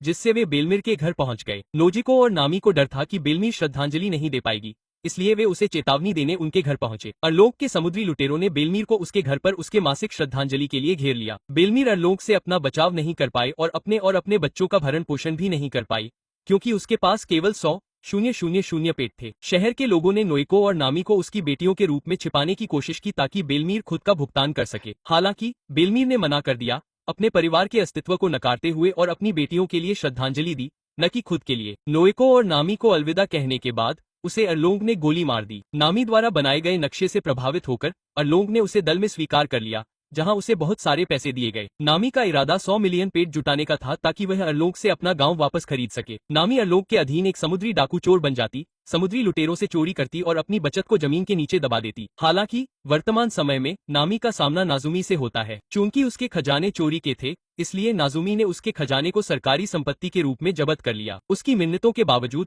नाजुमी ने नामी की सारी बचत जब्त कर ली, बगीचे में दबे खजाने को ढूंढकर उसका एक हिस्सा अपने पास रख लिया। नामी को एहसास होता है कि अरलोंग ने नाजुमी को उसकी संपत्ति जब्त करने के लिए भेजा है ताकि उसे गांव को न खोना पड़े। नामी के जवाब देने पर नाजुमी ने नजिको को पीठ में गोली मार दी। जब नजिको के घावों का इलाज गांव के एक डॉक्टर द्वारा किया जाता है, तो नामी अरलोंग से भिड़ जाती है। अरलोंग का तर्क है कि उसने नामी के खजाने के पीछे नुमी को भेजकर अपने वादे की कोई शर्त नहीं तोड़ी। धोखा खाकर नामी गांव लौट आती है, जहां जेन्जो के नेतृत्व में शहर के लोग उसकी इच्छा के विरुद्ध अरलोंग समुद्री लुटेरों से लड़ने का फैसला करते हैं। यह जानते हुए कि उनकी ताकत अरलोंग को हराने के लिए पर्याप्त नहीं है, नामी उन्हें रोकने की कोशिश करता है, लेकिन शहर के लोग जिद करते हैं और अरलोंग पाक की ओर बढ़ते हैं। अरलोंग की हरकतों से क्रोधित होकर नामी ने अरलोंग के समुद्री लुटेरों के टैटू को अपने कंधे पर बार बार घुसा मारा और अंत में अरलोंग को हराने के लिए लफी से मदद मांगी। लफी सहमत हो जाता है और क्रू को अरलोंग पाक भेज देता है। जॉनी और योसाकू ग्रामीणों को बेस में घुसने से रोकते हैं ताकि क्रू उनके लिए लड़ सके। क्रू अरलोंग पाक में घुस जाता है और लफी अरलोंग के चेहरे पर मुक्का मारता है। हेचिन को पता चलता है कि जोरो ही भगोड़ा तलवारबाज है और ये देखकर कि यूसुफ जीवित है,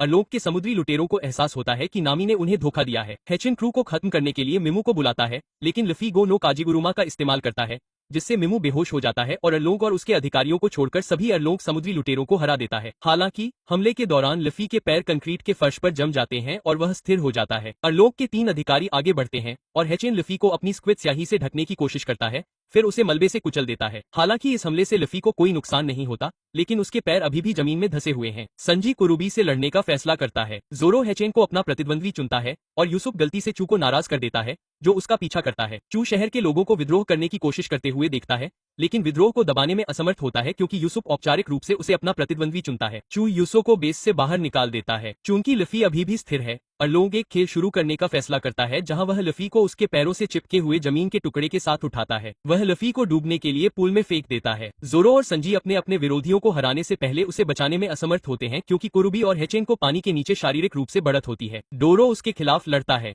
हेचिन के निहत्थे होने के बावजूद जोरो उसके खिलाफ संघर्ष करता है क्योंकि वह अभी भी मिहोक के साथ द्वंद्व में घायल है और उसके पास केवल एक तलवार भी है। इससे संजी का ध्यान भंग हो जाता है, जिससे कुरुबी उस पर हमला कर देता है। चूंकि जोरो और संजी समय पर लफी को बचाने में असमर्थ थे, इसलिए जेन्जो और नोजिको उसे खुद बचाने की कोशिश करते हैं। वे बेस में घुसते हैं, पूल में गोता लगाते हैं और उसे बचाने की कोशिश करते हैं, लेकिन जेन्जो लफी के पैरों से जुड़ी सीमेंट को तोड़ने में असमर्थ होता है। नो केवल उसके सिर को सतह से ऊपर लाता है ताकि वह सांस ले सके और जेन्जो उसे पुनर्जीवित करने के लिए पानी के नीचे रहता है। हेचेन अपने हथियार लेने के लिए अपने बेस में चढ़ जाता है। उसके 6 तंतुओं के लिए 6 तलवारें। जोरो हेचेन के खिलाफ 3 तलवार शैली का उपयोग करने के लिए जॉनी और योसाकू की तलवारों से उधार लेता है। हेचेन जोरो के घावों को निशाना बनाता है और उसे पेट में मारता है। संभावित रूप से उसके घावों को फिर से खोलने के बावजूद जोरो तात्सुम माकी के साथ हेचेन को हरा देता है, हेचेन की सभी 6 तलवारों को नष्ट कर देता है और उसे हवा में उछाल देता है। अपने दुश्मन को हराने के बावजूद जोरो इतना घायल है कि लफी को बचाने के लिए पानी में नहीं उतर सकता। मजबूरन सेंजी को लफी को बचाने के लिए पानी में उतरना पड़ता है। कुरोबी जानता है कि पानी के अंदर कुरोबी का पलड़ा भारी रहेगा,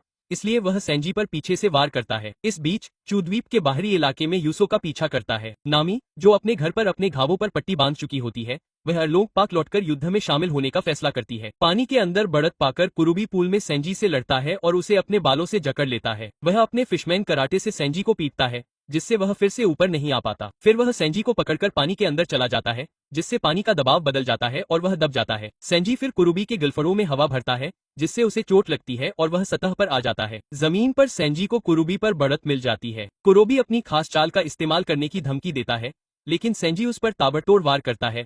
इससे पहले कि मुतान उसे गोली मार दे, वह इमारत से टकरा जाता है। इस बीच असफ चू से बचने के लिए मरने का नाटक करता है, लेकिन उससे बचने और उसका सामना करने का फैसला करता है। वह जंगल में छिप जाता है और चू जंगल में खेतों से पानी फेंकता है, जिससे गोली की तरह गोले बनते हैं। इसके बावजूद चू पर ज्वलनशील वाइन डालकर उसोप उसे आग लगा देता है और फिर हथौड़े से वार करता है।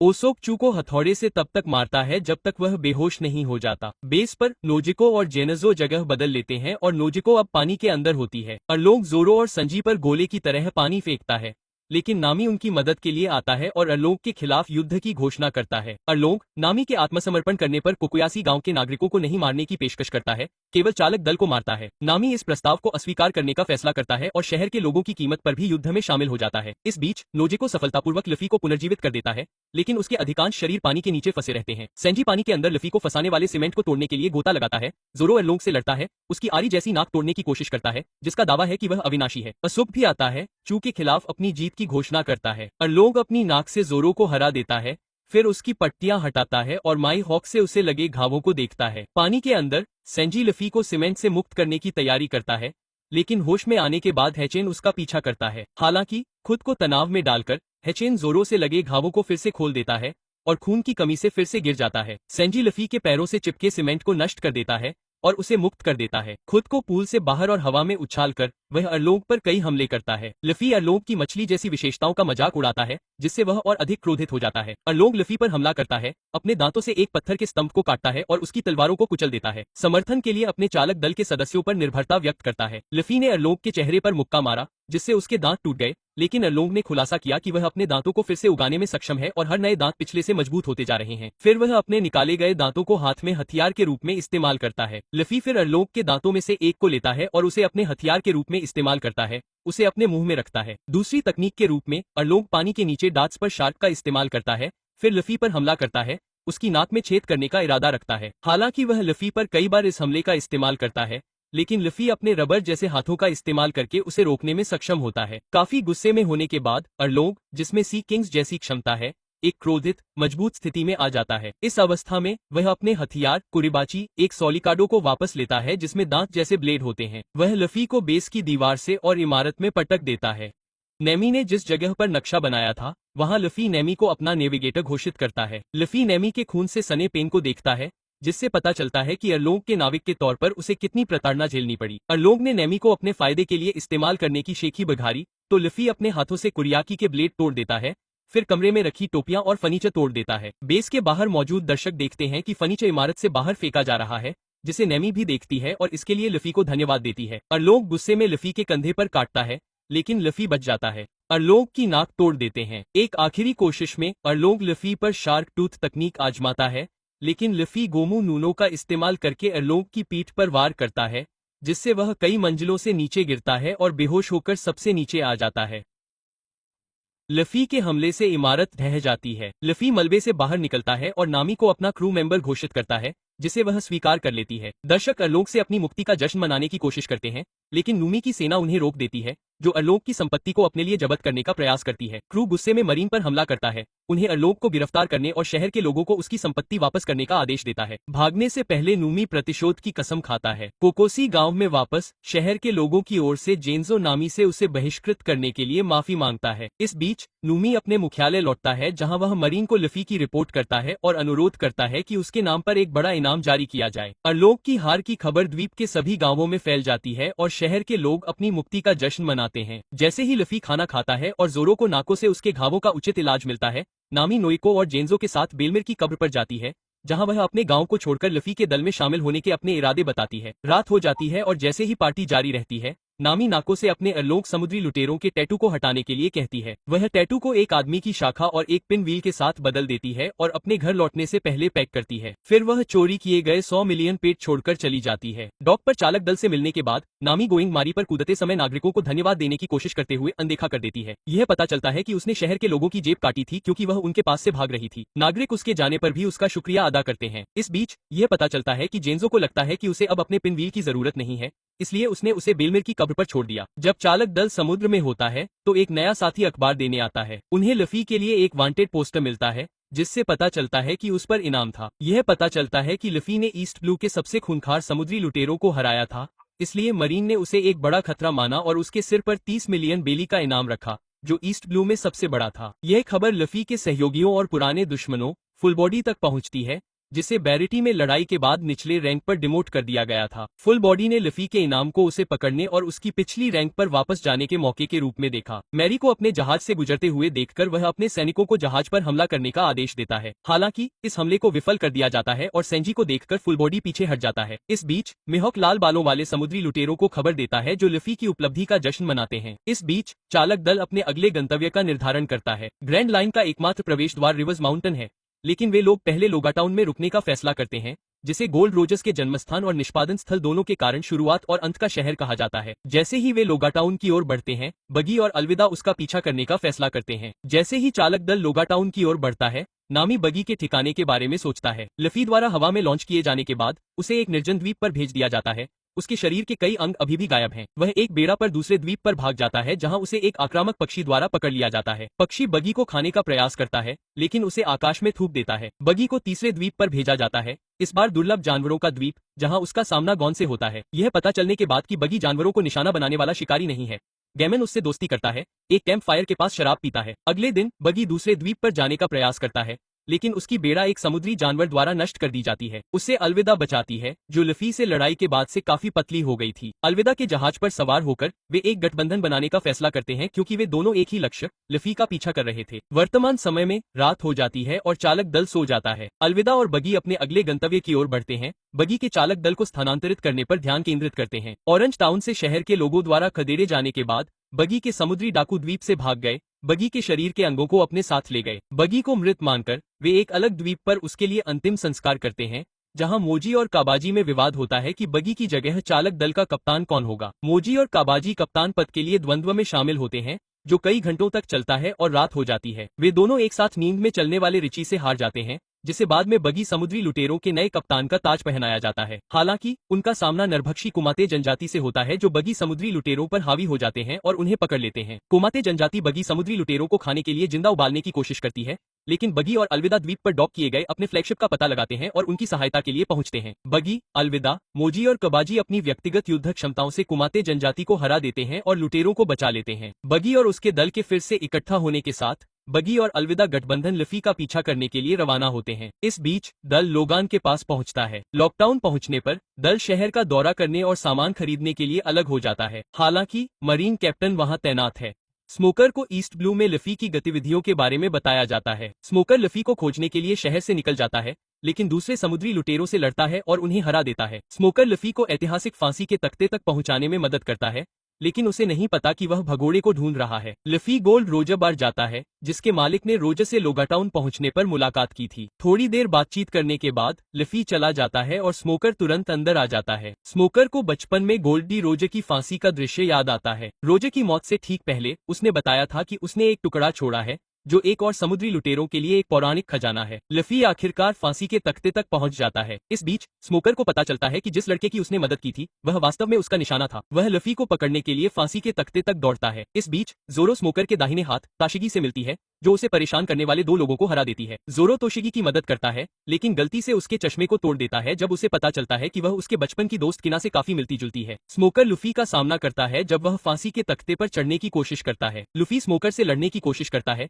लेकिन उसका वार चूक जाता है और वह गलती से खुद को हवा में उछाल देता है और तख्ते से बहुत दूर चला जाता है। वहाँ उसे बगी के समुद्री लुटेरे उसकी तलाश में भेष बदलकर आते हुए मिलते हैं। देखे जाने के बाद लुफी वापस तख्ते पर भाग जाता है। इस बीच ताशिगी जोरो को मरीन बेस पर एक चौकीदार के रूप में काम करने के लिए मजबूर करता है ताकि उसके टूटे हुए चश्मे का भुगतान किया जा सके। हालांकि उसे दो अन्य मरीन द्वारा लुफी के चालक दल के सदस्य के रूप में पहचाना जाता है। जोरो मरीन पर हमला करता है, उनके पैसे लेता है और भाग जाता है। जोरो दो तलवारें खरीदने के लिए तलवार की दुकान पर जाता है, जहां उसकी मुलाकात ताशिगी से फिर होती है। कथित तौर पर शापित सैंडे किटेत्सु को चुनने के बाद वह ब्लेड को हवा में फेंककर और तलवार के रास्ते में अपना हाथ बढ़ाकर अपनी किस्मत आजमाने का फैसला करता है। तलवार बड़े करीने से उसके हाथ के चारों ओर घूमती है, जिससे उसे कोई नुकसान नहीं होता है। उसके हुनर और किस्मत से प्रभावित होकर दुकान मालिक उसे सैंडे काटू और उबाशिरी मुफ्त में देने का फैसला करता है। ताशिगी मरीन बेस पर वापस रिपोर्ट करती है, जहां उसे बताया जाता है कि जोरो ने दो मरीन पर हमला किया है। ओसोप एक जोड़ी चश्मे की तलाश में एक दुकान में जाता है, लेकिन एक विशेष चश्मे की जोड़ी को लेकर कैरल नाम की एक छोटी लड़की से बहस हो जाती है। कैरल अपने पिता कुख्यात स्नाइपर डैडी मास्टरसन के लिए चश्मा खरीदती है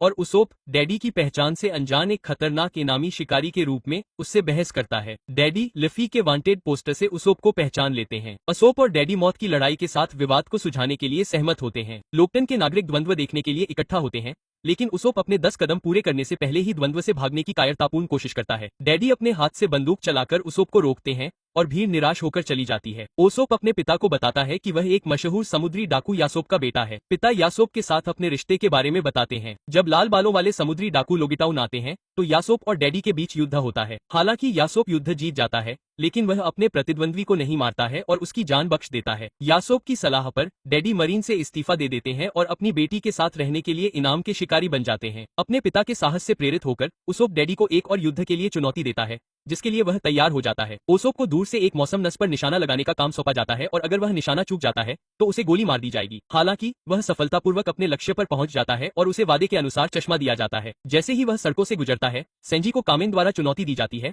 जिसे ईस्ट ब्लू में सबसे महान शेफ कहा जाता है, जो उसे ईस्ट ब्लू कुकिंग प्रतियोगिता के लिए चुनौती देती है। शुरुआत में संजी को इसमें कोई दिलचस्पी नहीं थी, लेकिन बाद में उसे पता चला कि जीतने पर इनाम में ब्लूफिन एलिफेंट ट्यूना मिलेगी, जो साउथ ब्लू में पाई जाने वाली एक दुर्लभ मछली है। वह प्रतियोगिता में भाग लेने का फैसला करता है। टूर्नामेंट ब्रैकेट के साथ आयोजित प्रतियोगिता शुरू होती है और संजी और कामेन दो फाइनलिस्ट के रूप में उभरती हैं। विजेता की घोषणा से पहले अंतिम दौर के अंत में कामेन स्वीकार करती है कि संजी ने उसे हरा दिया है। संजी को विजेता घोषित किया जाता है और उसे मछली दी जाती है, जिसे मैरी के पास ले जाया जाता है। इस बीच लफी फांसी के मंच पर लौटता है। उसे देखा जाता है और स्मोकर और बगी दोनों उसका पीछा करते हैं। लफी उस मंच पर चढ़ गया है जहां 22 साल पहले गोल्डी रोजर को फांसी दी गई थी। एक गार्ड उसे नीचे उतरने के लिए कहता है क्योंकि मंच विश्व सरकार के स्वामित्व में है। अलविदा फिर गार्ड को अपनी गदा से मारता है। पूरी भीड़, पुरुष और महिला, उसके नए रूप पर फिदा हो जाती है, लेकिन लफी को केवल अपना पिछला रूप याद है। वह कहती है कि उसे पसंद है कि उसने उसे पिछली बार कैसे मारा था और वह उसके जैसा एक मजबूत आदमी चाहती है। बाकी पुलिस वाले भी आते हैं, लेकिन अलविदा की खूबसूरती देखकर वे भी हैरान रह जाते हैं। तभी बगी आता है, जो आंगन में फव्वारे को उड़ाने के लिए बगी बम का इस्तेमाल करता है। फव्वारे का एक टुकड़ा सीधे अलविदा पर गिरता है, लेकिन उसके शरीर से फिसल जाता है और उसे कोई नुकसान नहीं होता। अलविदा लफी को बताती है कि उसने सबनो माए डेविल फ्रूट खाया है, जिससे उसका शरीर बहुत मुलायम हो गया है और वह पहले से ज्यादा जवान और आकर्षक दिखती है, जबकि वह ऐसा नहीं करती है। फिर बगी और उसके साथी अपनी टोपी उतारते हैं और बगी कोन के साहसिक कारनामे के बारे में बताता है। जब भीड़ को पता चलता है कि वह कौन है तो डर के मारे भाग जाते हैं, लेकिन लफी अनजाने में उसका मजाक उड़ाता है। कबाजी लफी पर स्टॉक का एक सेट फेंकता है, जिससे वह फंस जाता है। उससे बगी ने लफी को उसी प्लेटफॉर्म पर सरेआम मारने का अपना इरादा घोषित कर दिया जहां गोल्ड रॉजर की मौत हुई थी। उधर नमी को मौसम का अजीबोगरीब मिजाज दिखाई देता है। अचानक से एक तूफान आने वाला है। वह संजी और उसोप से कहती है कि उन्हें वापस जाने के लिए जल्दी करनी होगी। जोरो आता है और पूछता है कि क्या उन्होंने लफी को देखा है और उसे आभास होता है कि कुछ होने वाला है। शहर के दूसरे हिस्से में एक मरीन स्मोकर और टाशिगी को बताता है कि लफी, बगी और अलविदा सभी शहर के चौक में इकट्ठा हुए हैं। वह एक यूनिट को आदेश देता है कि किसी भी भागने वाले को रोकने के लिए और दूसरी यूनिट को चौक को घेरकर घात लगाने के लिए कहा जाता है। जब दूसरे स्ट्रॉ हैट्स को पता चलता है कि बगी ने लफी के लिए क्या प्लान किया है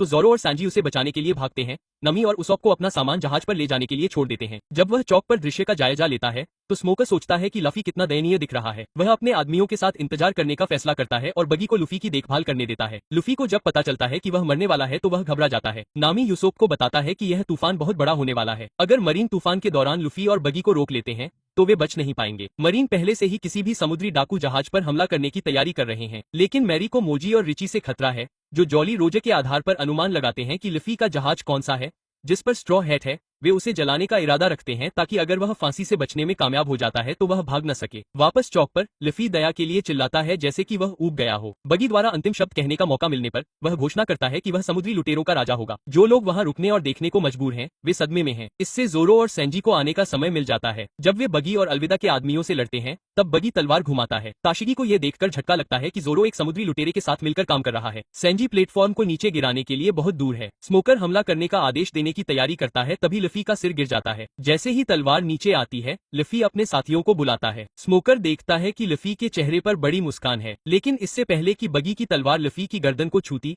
एक बिजली का बोल्ट उसे फांसी के प्लेटफॉर्म पर गिरा देता है। प्लेटफॉर्म में आग लग जाती है और लफी की टोपी जमीन पर गिर जाती है और बारिश होने लगती है। बगी को कट लगने के बाद भी वह बिना किसी चोट के खड़ा रहता है। वह अपनी किस्मत पर हंसता है। सेंजी जोरो से पूछता है कि क्या वह अब भगवान में विश्वास करता है। हैरान भीड़ उसे घूर रही है। स्मोकर हमला करने का आदेश देता है और लफी, जोरो और सेंजी भाग जाते हैं। जब मरीन उनका पीछा करते हैं तो स्मोकर को लफी की मुस्कान याद आती है। उसे लगता है कि लफी को नहीं पता होगा कि जोरो और सेंजी उसे बचा लेंगे। उसे रोजे की याद आई। लफी ने भी रोजे की तरह ही काम किया।